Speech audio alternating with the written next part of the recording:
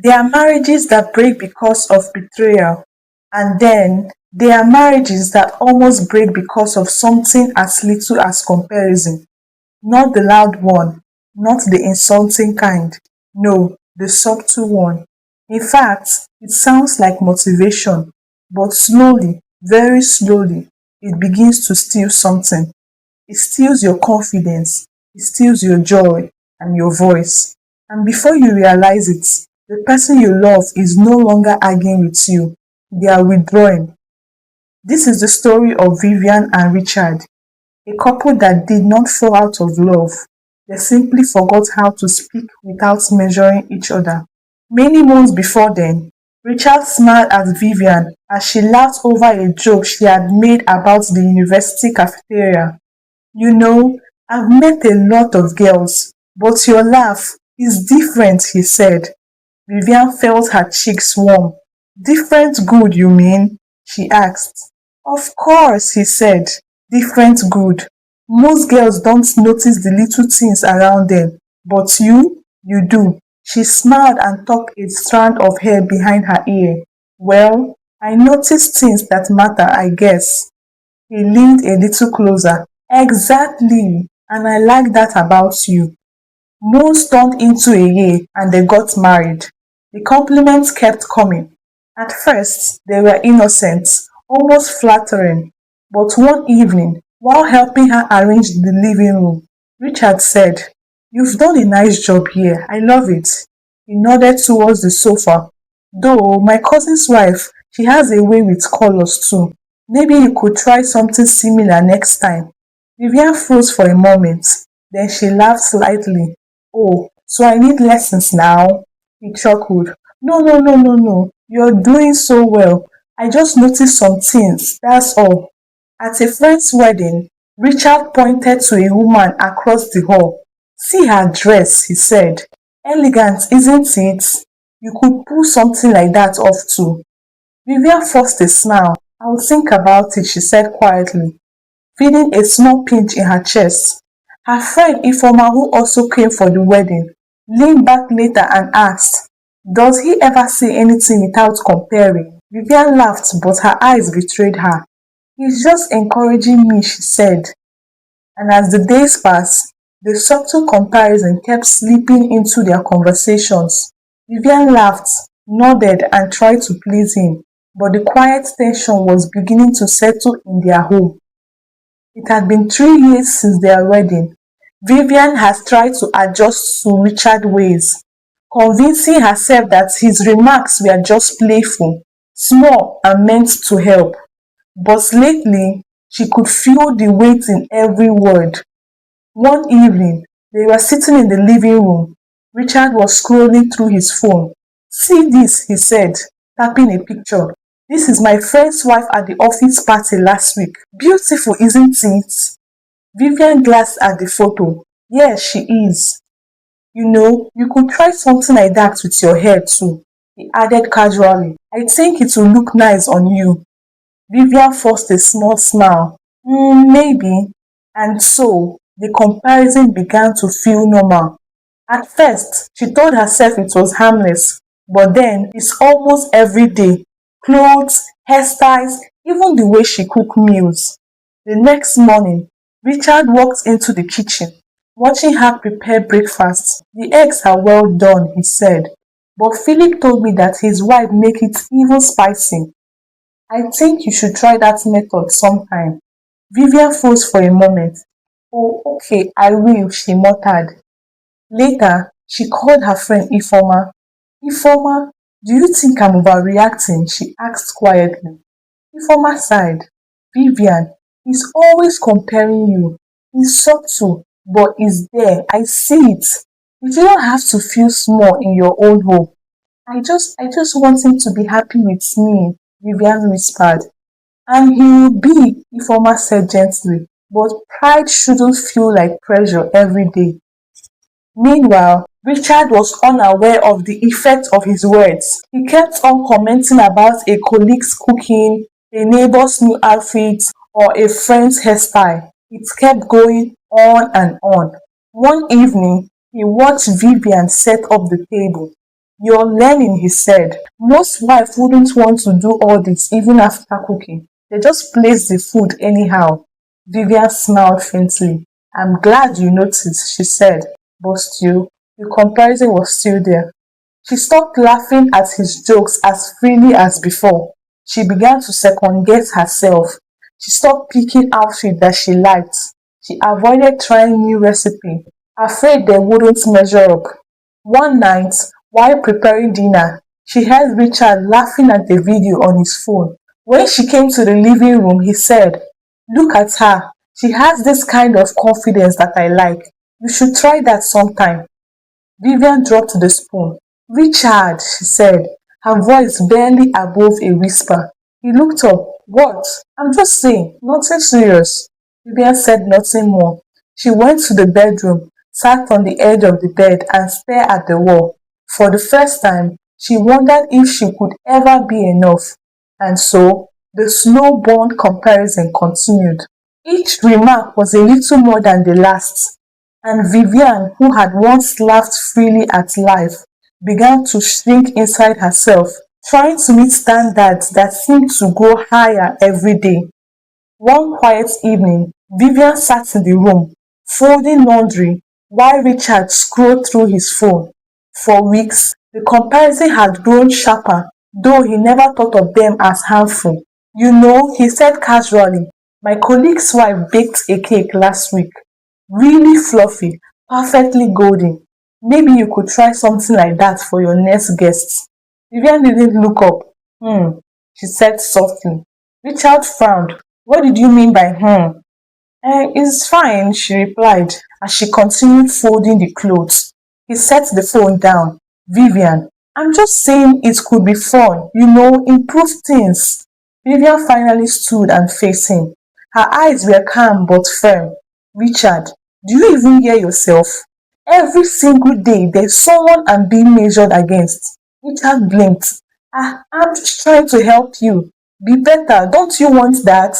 I want to be loved, she said, her voice trembling slightly. Not measured, not compared, not constantly reminded that I'm not enough. He opened his mouth, but no words came out.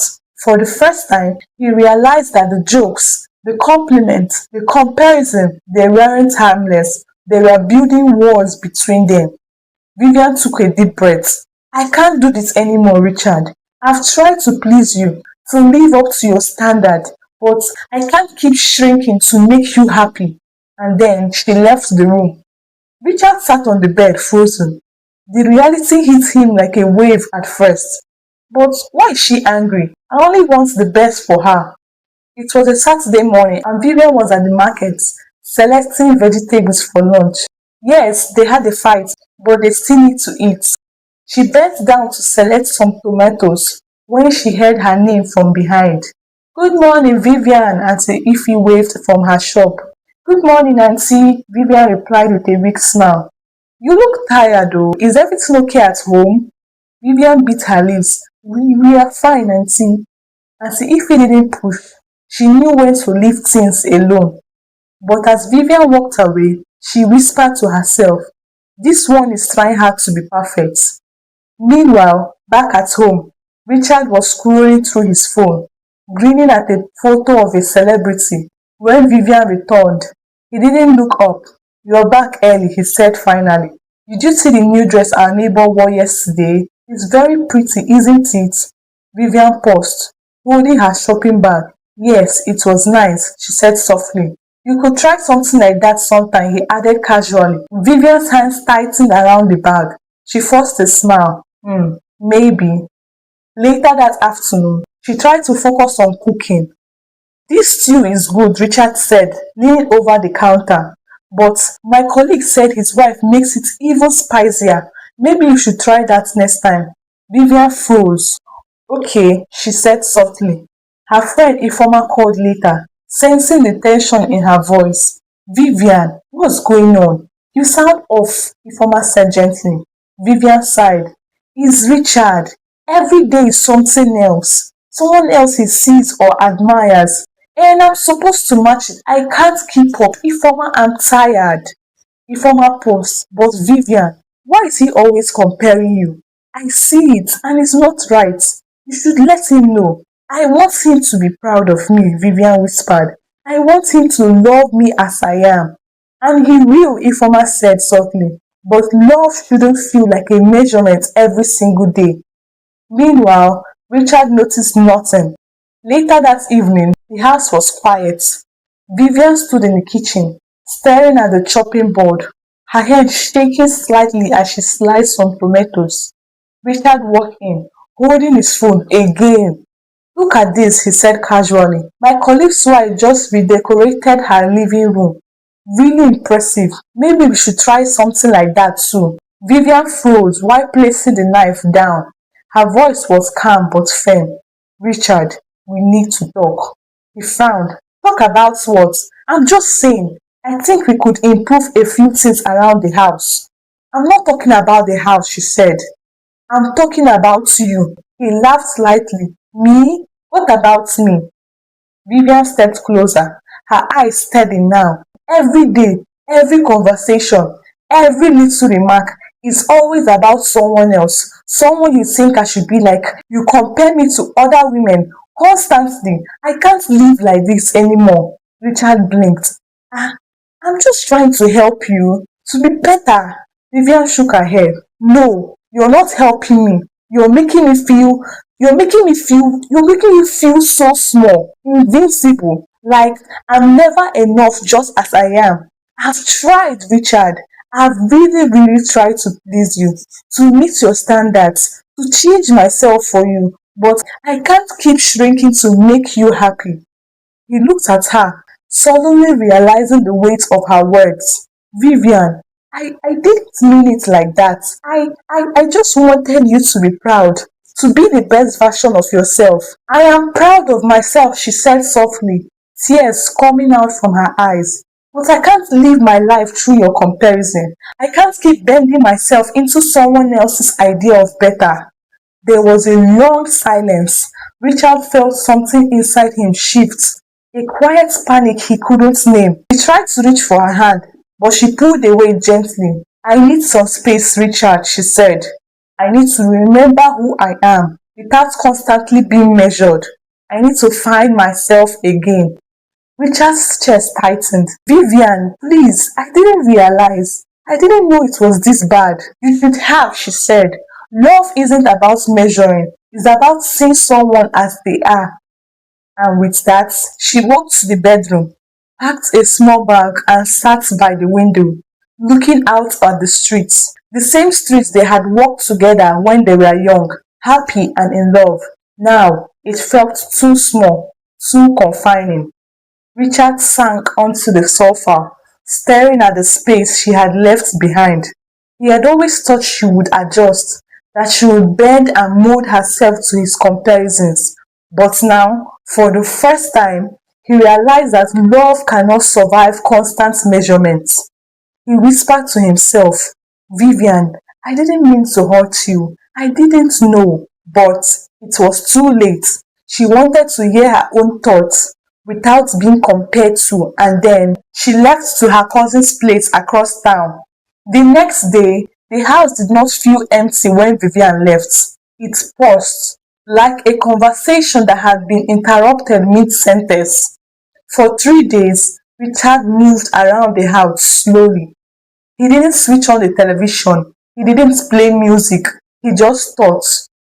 Meanwhile, Vivian stayed with her cousin across town, not because she wanted to end her marriage, but because she needed to hear her own thoughts without interruption.